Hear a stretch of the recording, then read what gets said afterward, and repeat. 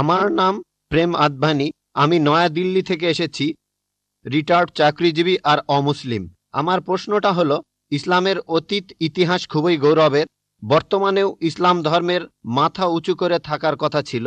আমার মনে হয় মুসলিমদের কাজকর্মের মধ্যে স্বচ্ছতা থাকা উচিত। অন্য সব মানুষকেও তাদের জানতে দেওয়া উচিত যে তারা কি কি কাজ করেছে বিভিন্ন মাদ্রাসা, মসজিদ ইত্যাদি জায়গায়, যাতে করে মানুষজন জানতে পারে যে এসব জায়গায় কি হচ্ছে। তখন ব্যাপারটা অনেক স্বচ্ছ হবে, কেউ তখন আর ভুল বুঝবে না। ধন্যবাদ ভাই, খুব সুন্দর প্রশ্ন করেছেন। তবে আপনার উত্তর দেওয়ার আগে আগের বোন যে প্রশ্নগুলো করেছিলেন সে ব্যাপারে কিছু কথা বলি। তার 3টা প্রশ্ন, সেখানে আমার মেয়ে রুজদা নায়কের গানের কথাগুলো মনে পড়লো। শেষ গানটা যে don't talk to me about Mohammad সাল্লাল্লাহু আলাইহি সাল্লাম, আর কোঅর্ডিনেটর বলেছিলেন গানের কথাগুলো একটু মনোযোগ দিয়ে শুনবেন। আপনারা যদি কথাগুলো শুনে থাকেন, এটা নবীজি সাল্লাল্লাহু আলাইহি সাল্লামের একটা সিরাত যে একদিন মোহাম্মদ সাল্লাল্লাহু আলাইহি সাল্লাম হেঁটে যাচ্ছিলেন, তখন এক পথচারীর সঙ্গে তার দেখা হলো। সে নবীজির বিরুদ্ধে কথা বলতে লাগলো, ও এই নবী মোহাম্মদ খুবই খারাপ লোক, তার সঙ্গে কথা বলো না। সে কিন্তু মোহাম্মদ সাল্লাল্লাহু আলাইহি সাল্লামের সঙ্গে কথা বলছে, সে জানে না। ওই লোকটাই মোহাম্মদ সাল্লাল্লাহু আলাইহি সাল্লাম। সে নবীজির কাছে বলল, পথে হাঁটতে হাঁটতে, নবী মোহাম্মদ খুবই খারাপ লোক, তার কথা শুনো না, তার কথা শুনলে বিপর্যয় হয়ে যাবে, সবার জন্য খারাপ হবে, ইত্যাদি ইত্যাদি। গানটাতে এই কথাগুলো বলা হয়েছিল।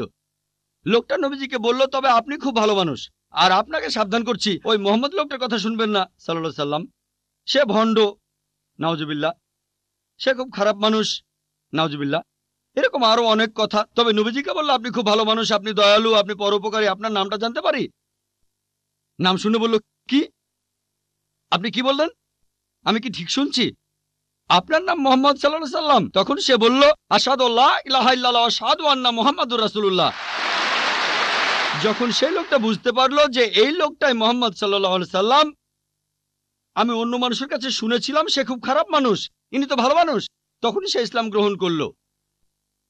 তাই আমার প্রিয় বোন, উনি একটু আগে যখন প্রশ্নগুলো করেছিলেন, তখন আমার মেয়ের গানের কথাগুলো মনে পড়েছিল। নবীজি সাল্লাল্লাহু আলাইহি সাল্লামের সেই সিরাতটা, যেখানে এক পথচারী নবীজির কাছে এই নবীজি সম্পর্কে বদনাম করছিল, তবে তখনই সত্যিটা জানার পর সেই লোক শাহাদা উচ্চারণ করেছিল। আশা করি ইনশাল্লাহ আমাদের বোনও শাহাদা দেবেন, আর আমি দোয়া করি আল্লাহ যেন তাকে হেদায়েত দান করেন।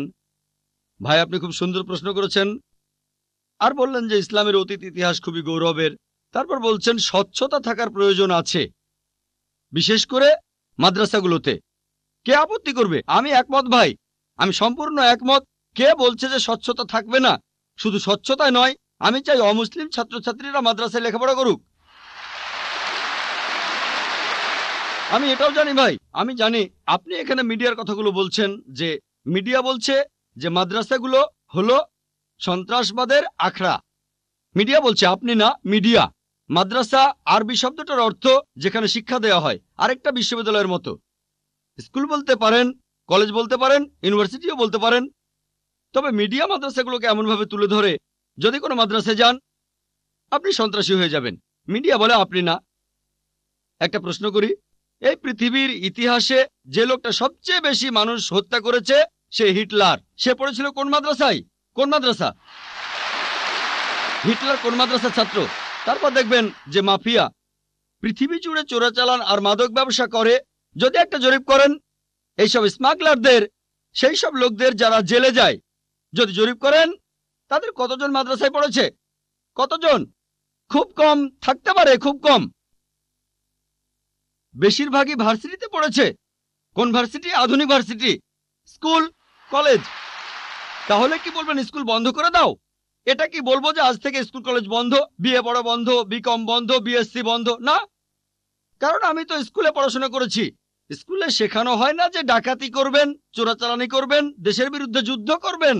এই লোকগুলো স্কুলে পড়াশোনা করেছে, কিন্তু তারা স্কুলগুলোর কুলাঙ্গার। আর হিটলারও হয়তো আধুনিক শিক্ষা পেয়েছিল, আমি নিশ্চিত তার স্কুল তাকে শেখায়নি যে তুমি 60 লক্ষ ইহুদিকে হত্যা করো। তাহলে বুঝতে পারছেন এরা কুলাঙ্গার। তবে সামগ্রিকভাবে দেখবেন যে এই দেশে প্রতি বছর হাজার হাজার ছাত্র মাদ্রাসা থেকে পাশ করে, নাদবা থেকে, দেওবন্দ থেকে হাজার হাজার ছাত্র। আপনি কি বলবেন এরা সবাই মানুষ মারছে? মোটেই তা নয়। মিডিয়া ব্যাপারটা এভাবে তুলে ধরছে। এখন দেখবেন সরকার মাদ্রাসাগুলোতে যাবে, গত বছর বা তার আগের বছর সরকার নাদবা মাদ্রাসায় গিয়েছিল। তারা মাদ্রাসায় গিয়ে একটা সার্চ ওয়ারেন্ট বের করলো, চেক করবে। কি চেক করবে? আর আলী মিয়া নাদভি রহমতুল্লাহ বললেন ঠিক আছে, আপনারা চেক করেন। তারা সেখানে কিছুই পায়নি। এখন হঠাৎ করে একদিন লাখে একবার, হাজারবারের মধ্যে একবার, কোটিবারের মধ্যে একবার হতে পারে সে মাদ্রাসা থেকে পাশ করার পরে কেউ বিপথে চলে গেছে। তার মানে এই না মাদ্রাসা সন্ত্রাস শেখায়। বরং দেখবেন যে সেই সব লোক যারা স্কুল থেকে পাশ করার পরে আধুনিক শিক্ষা ব্যবস্থায় কলেজে পড়ে, ইউনিভার্সিটিতে পড়ে, যেখান থেকে সার্টিফিকেট পায় বিএ, বিকম, ইঞ্জিনিয়ার, ডাক্তার, এরাই তুলনামূলকভাবে বেশি অন্যায় অপরাধ করে থাকে। আপনি যদি স্বচ্ছতার কথা বলেন, আমিও একমত। কোন মাদ্রাসায় কথা বলবে না যে আপনারা এখানে চেক করবেন না। আমাদের মাদ্রাসাগুলো উন্মুক্ত, আমাদের স্কুলে আমরা শেখাই মাশাআল্লাহ, বিভিন্ন ধর্মের উপর শিক্ষা দেই। আমার ছাত্ররা আমার স্কুলের, তারা সাধারণ হিন্দুদের চাইতে হিন্দু ধর্ম সম্পর্কে বেশি জানে, খ্রিস্টান ধর্ম সম্পর্কে বেশি জানে সাধারণ খ্রিস্টানদের চাইতে, ইসলাম ধর্ম সম্পর্কে বেশি জানে সাধারণ মুসলিমদের চাইতে, কারণ এখানে সব ধর্মের উপর গুরুত্ব দেওয়া হয়। তাহলে ভাই আপনি যদি স্বচ্ছতার কথা বলেন, আমি একমত, আপনার সঙ্গে আছি। এ কথা আপনাকে কেউ বলবে না, আমাদের পরীক্ষা করতে পারবেন না। আসেন, তবে নিন্দা করবেন না, নেগেটিভ মেন্টালিটি নিয়ে আসবেন না, খোলা মনে আসেন। কে জানে আল্লাহ হয়তো আপনাকে হিদায়াত করবেন, হয়তো সত্যিটা জানতে পারবেন। হ্যাঁ ভাই, আমি এখানে যেটা বলতে চাচ্ছি যে অমুসলিমরা তারা মাদ্রাসায় এসে নিজের চোখে দেখে যাবে। আমি স্বচ্ছতা বলতে এটাই বোঝাতে চেয়েছি, যাতে করে মানুষের মনে কোনো সন্দেহ না থাকে যে মাদ্রাসায় খারাপ কাজ হচ্ছে, সন্ত্রাসী বানানো হচ্ছে। ভাই খুব সুন্দর প্রশ্ন করেছেন। মাদ্রাসাগুলোকে স্বচ্ছ বানাবো যাতে অমুসলিমরা এসে পড়তে পারে। ভাই প্রথমে আমন্ত্রণ জানাচ্ছি আপনাকে, আপনার ছেলে মেয়েদের আইআরএফে আসেন, আমি আপনাকে আমন্ত্রণ জানাচ্ছি। আর ইসলামিক রিসার্চ ফাউন্ডেশনে একটা লাইব্রেরি আছে। এই লাইব্রেরিটা গোটা ইন্ডিয়ার মধ্যে বিভিন্ন ধর্মগ্রন্থের সংগ্রহের দিক থেকে একটা প্রথম শ্রেণীর লাইব্রেরি।